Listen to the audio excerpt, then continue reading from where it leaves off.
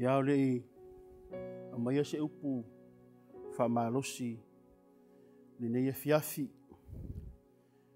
Amaia se upu e whawheloa i ere tātou a inga i nei tūla Afiafi. Maua le tusi o le profeto Yeremia, whapea upo Yeremia. Amu ia le tangata o le whātuatua ia Yehova. O le ua whai Yehova mo ona whātuatuanga. O tatonu i le nei aso i wheau mga luenga. A o whenga iai. Sa ilinga ua se manuia o a inga. Ua fo i se manuia o ngā luenga le atua. Ai whai mai le profeta Yeremia. Amu ia le tangata o le whātuatua ia Yehova. Au a vea fo Yehova. Mo ona whātuatuanga. Tel tonu loto ma le whāmoe moe. Tā pena penanga ma le sauni uninga o tātou tangata. O lo tātou whaalangolango mea umai le atua. O lea uai ma le manuia le nei aso. E ala i le anga le lei ma le alofa o le atua. Taita ina ailo o tō soifua ma lo mātou wola. I ona vele o le nei tūla Afiafi e. Whawheiloa i whapitoa tuai le tātou perestene sili o Yesu Keriso. O ia lea na saunia le whaamoe moe ma le whaarotanga mo i tātou le whanau o tangata. Ia o lea foi o tātou whaatalitali atu iai. I le nā aso e fio mai ailo tātou ali i whaola. Ia ona whawheloa i whapitoa lea le tātou teitai au au. Lau sunga Pastor Willie. Whapea le Faletua ia tiana ma le nofo alo. E vi ia le alofa ma le angalilei o le atua. E vai atu pea i le soifua lau le lei i lau sunga le teitai. Whaftai lei le atua i le whaongaina. O lau soifua e moli mai ai pea le finangalo pa ia o le atua. A wale whaamoe moe o si o tātou atunu. E le ngata le Ekalesia sa moa sfitu sa moa tutotas. Ai mo i lātou umo e whaalongolongo ai. E ala i le whiau o lo e tau moli mai. E tā pena i aile whaamoe moe o tātou tangata. Ia lofa le atua, ia whaatupitele le malosi le tino. Malale anganga, ia wale finangalo le atua. O vala uina ailo soifua maleola. Whawheloi atu foi lau a komiti, lau sunga le autustusi. Pasta ia feta ia maisel Faletua ma le nofo alo. Whawheloi atu foi lau sunga le teu oloa. Pasta ata ai maisel foi Faletua ma le nofo alo. E vi ia le atua. O lo vaia pea le angalilei ma le lofa o le atua i lo ulua soifua. O lo tautua ina aire ngā luenga le atua. Ia ai maise o tiute o lo whenga iai. Mole au aunanga i le atua malona finangalo. Ia lofa le atua ia sanga foa i pea le malosi, le tino, sili la le anganga. Ia wafo i tiute fai o le ngā luenga le atua. Whawheloi atu foi, fai whiau manu malo lo, mo le māua o tau suafa. Ia e whawheloi i atu ia te o tau le nei tūla Afiafi. Faletua manu malo lo, whawheloa i atu ia te o tau le nei tūla Afiafi. Ia e maise foi o teitai o mtanga luenga. O lea mtanga luenga, ma lea mtanga luenga. E whaatalofa atu ia te o tau ma o tau Faletua. I le nei tūla Afiafi. Ia e maise foi le vasenga a whaife au. O lo la tututu i le Ekalesia ma le Ekalesia. Ia ua lava le tau moli. O le finangalo pa ia o le atua, o vala uina ai lo tātou wola whaatau waa. Tau ia lofa le atua whaamanuia i ngā luenga, whaamanuia le tofi, ia tātou maua le lotu tele, tātou te au auna ia i le atua malona finangalo. Ia e maise le folasi, o le ngā luenga sa moa i tamama tina, uso matua whawhine, e o lava i o tātou whanawiti, ia ngale leile atua, ile nei tūla Afiafi. Mai o tonu o le i o staimi a mai ai le upu. Whaamalosi mo i tātou le nei Afiafi. Ia o le avinoa whapitoa le nei. O le atu inatu mo le au whaipese mo le pese whaapitoa.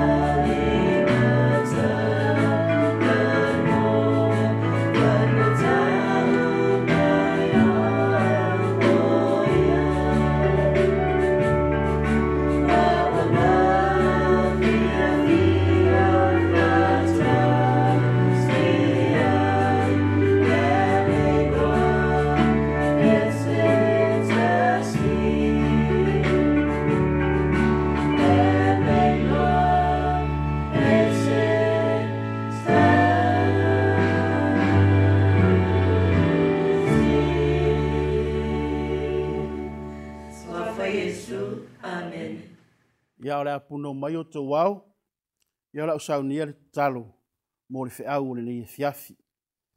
Lo mātou tamai o le langi, e pa ia lava lo suafa. Whaftai tele lo walofa ma lo wanga le lei. O leo wā e ai manuia le sāwalinga lo nuu le nei Afiafi. O leo mātou whaafoi atu ai o le viinga ma le whaaftai.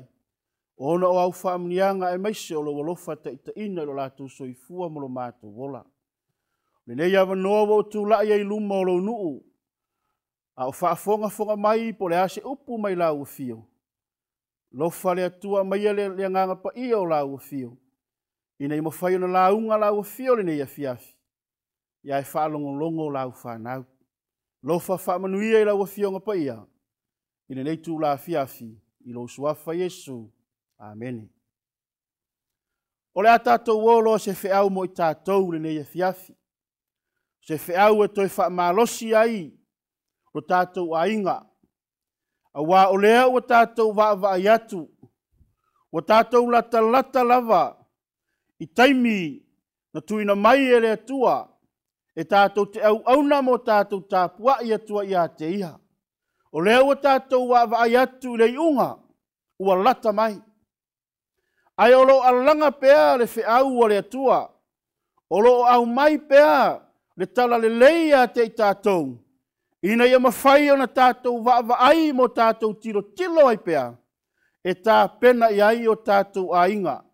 E tā pena iai o tātou tangata. A wāua le langi o tātou wha moe moe.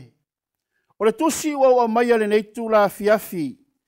E wha malosi ai lo tātou ainga. O le tusi e masani ai. E maua le tusi o Iosua. Iosua lo na mata upo e luas fu ma le wha a moso taimi. Ona e whaitau lea ma e sue ai a le tusi ma le mau masani. Ai wau toi a mai ale nei Afiafi e toi wha manatu mai a te tātou. Ina ia toi tepa ma toi tangatangai ma toi va ai. I le taimi na whai ai lau filifilinga. E tu ina atu a toa le soifua ma le ola. O oe ma lau ainga. Ina i ma whai o na tini le wha moe moe. O le whai upu la e lua se fulu ma le. O le whai upu na e se fulu ma le 5. O la a mau ai le tātou mau au tū le nei Afiafi e whaapero na whai tawina. Pe a whai fo i reanga i a te o tou. O na au auna i a Jehova. I nā fili ia o tou i le aso nei. Po ai tau te au auna i ai. Po atua na au auna i ai o tau tamā. O e sa i le lai tū o le vaitafe. Po atua o sa a mori. E o la tau le nuu ua o tau no nofo ai. O na whai mai leo le whai unga le mau e sili o na tāua. A o au nei ma lou ainga. Ma tau te au auna i a Jehova. O upu i a Iosua. Na ia toi wha manatu. Ma toi wha i loa le nuu o le atua. Le nuu o Israelu. O toi wha manatu i a te i la tau. Le alofa ma le anga le lei o le atua. Le ana i ave e seina mai ai le nuu ai kupito. Le nuu sa no whapolonga ai. Le nuu sa le iloa ai le atua. Le nuu sa ngalo ia te i la tau atua moni e to tas. Le ala wa toi wha manatu ia i Iosua i le nuu. Ma toi fesili ia i Iosua. I nā filifilia o tau i le aso le nei. Pe wha mata o Lotu mau pea le nā filifilinga. Pe wha mata o Lotu mau pea le nā i loa no tātou wa ai. Le atua lea na au maia o tātou tamama le nuu ai kupito. Se ia o mai le nuu o le fola folanga. A tonu e wha pe nā fo i se fesili. Ma se wha malosi. Ma se toi wha manatu lo tātou a inga le nei Afiafi. O lea wa toi au mai ai le wha manatu i a te i tātou. I nā fili ia o tau i le aso le nei. Pe wha mata o tu mau pea le nā filifilinga. Lea na e filifili ai i nau avea Jesu mau whaola.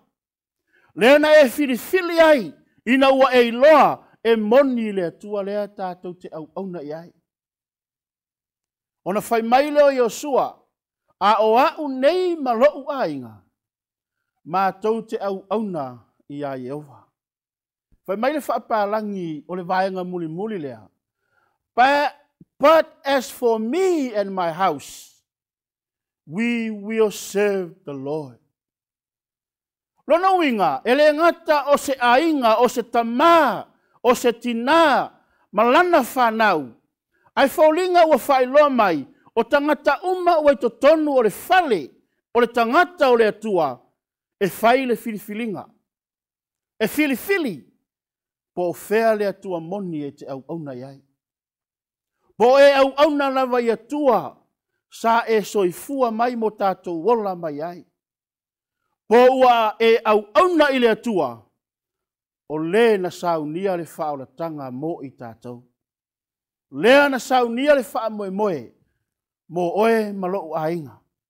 Oe malau whanau, leanga o le langi ro tātou wha moe moe. O lea ua toi au mai ai le whiau le nei Afiafi. SISDAC. Toi tepa.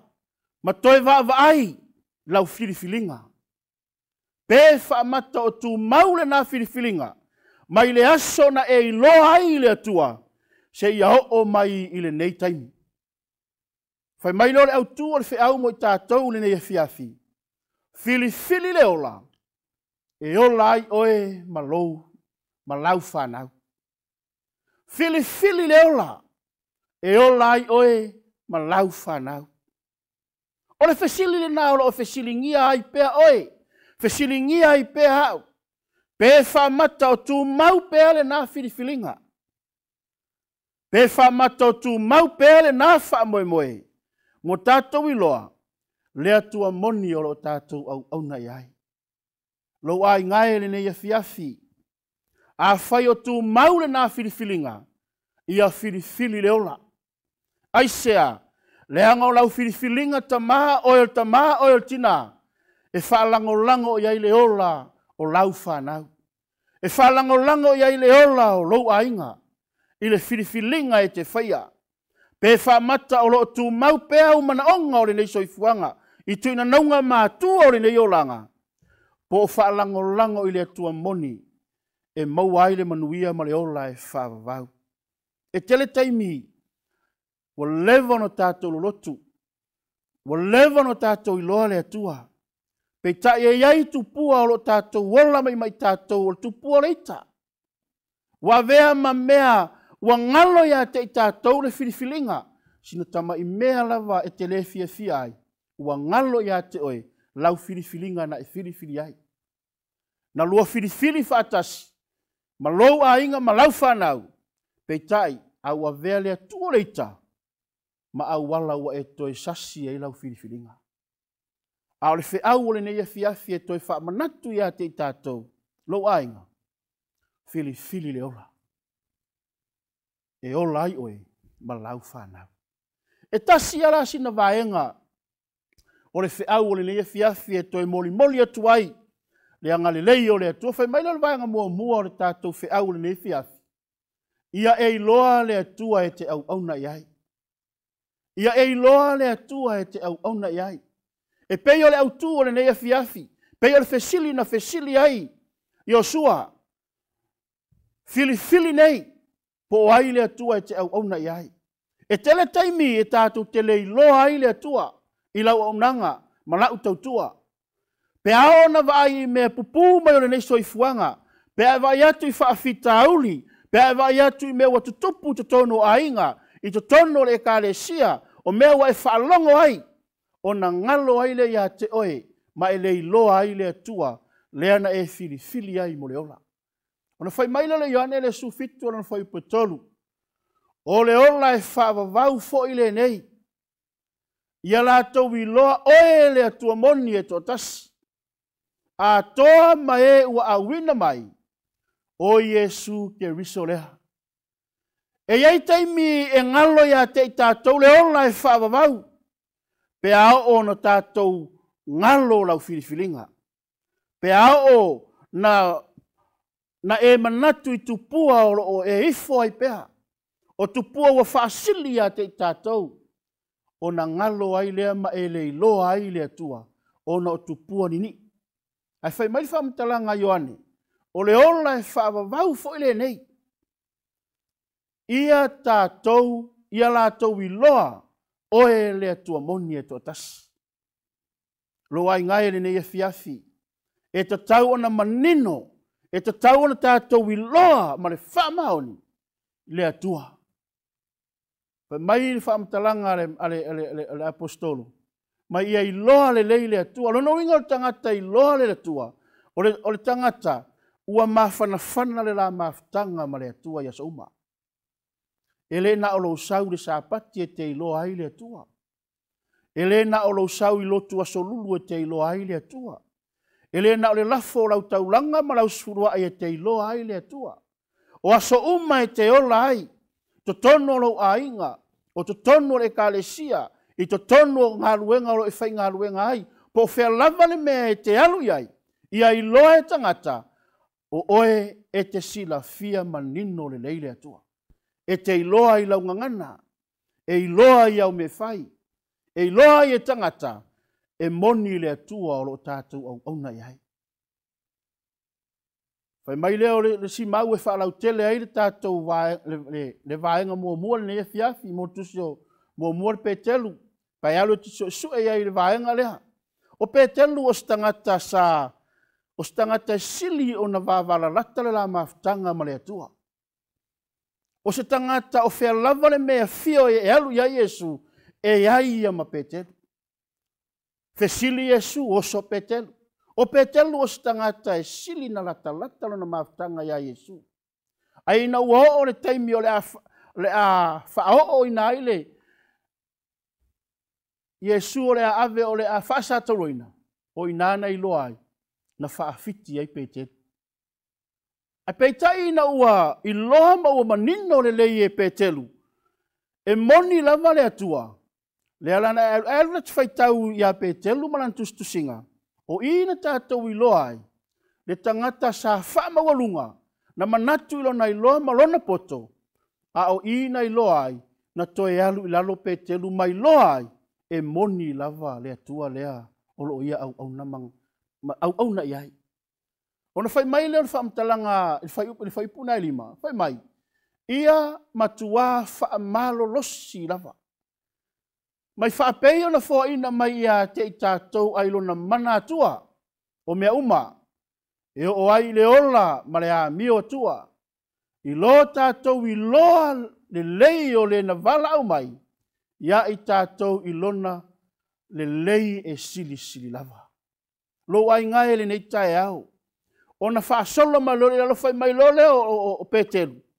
Ia whaau popo lo tau whaatua i le poto. Lisi mai lo i lalo. Le awala e mawhai ai ona tupu le whaatua. Le awala e mawhai ai ona e tu mau le whaatua. Whaau popo le poto ma le ono sai. O le ono sai ma le alofa ma le a mio atua. Aisea. O iwa iloa i e petelu, le moni ma le wha maoni, o le atua lea na i au na iai. E wha pēnā fo ilo tātou a inga li nei Afiafi. E tatau ona tātou iloa le lei le atua. Ia e iloa le atua lea te au na iai. Ia e iloa le atua lea e te tautuaina. O le atua e iai o whaamanianga. O le atua e iai le ola. O le atua e iai mea uma. Ale whai mai pete. Whapei ona fo ina mai a te i tātou ai lona mana atua o mea uma. E o ai i le ola male a mea atua. Mai se amene mo tātou li ni Afiafi. Le whai mai le vaianga muli le mau. I lo tātou i loa le lei. O le na vala au mai. E iei taimi. Tātou te le i loa ele le vala au le atua na vala au ina ilo soifua. E tele tangata. Wa manatu o le tofi. O le tofi e sili atu na i lo le atua. O na ia whaia leo ngā luenga le atua. Wa whaia i lunga o le manatu o le tofi. A o le vala au le atua na vala au ina ai i tātou. E le o le tofi. A ia vala au ia e loa le leile atua i au me fai. Ia e loa le atua o le whaatupu le whaatuatua. Ia e loa le atua e a maia le poto. Ia e loa ai ono sai me ti ngā o ngā ruenga le atua. Ia e loa le atua o le eile alofa. A o ona e loa le alofa o le atua. Ona e a mio lea i a mio le atua. Ona ia te i tātou lea. O le wha moe le langi ma le ola e wha mau. Lo ai ngai le nei Afiafi. Pai mai lau tū o le tātou whi au. Fili nei. Fili le ola. E ola ai oe ma lau whanau. Lo ai ngai sa mua tutu o tasi. O whea lava le tawha o le nei. Na lo langi olo e whaafonga mai ai. Ia tātou i loa. Ma e tātou silafia. fai lau filifilinga. Filifili, maloma natu, e o lai oe malau whanau malau ainga. A ia tātou filifili, o tātou iloa, e moni le atua lea tātou te au ona ia. Mai o le whiau nā mo tātou le nei Afiafi, tau ia lofa le atua, whaamanu e tele, e finangalo le atua o tātou whaalongolonga le nei Afiafi, ina ia tupu maola, ma tu mau pea o le tātou tautua ma lo tātou aunanga, i le atua o lo tātou whaatalitali atu le iai. Ala o sauni el tātou talo, le atua lo mātou tamai le langi. O umare ngā luenga le tangata le nei Afiafi, o le whailoa ma tau atu lau finangalo, na i o mātou ainga ma na i o mātou tangata. E talo i lau fio, e ala i le nganga pa ia, ia wha mautu ina le upu o mātou whalongo ai. Ina ia tupu maola, le sao ni ai i mātou, mo le nā wha moe. I lo lava suafa Yesu. Amen.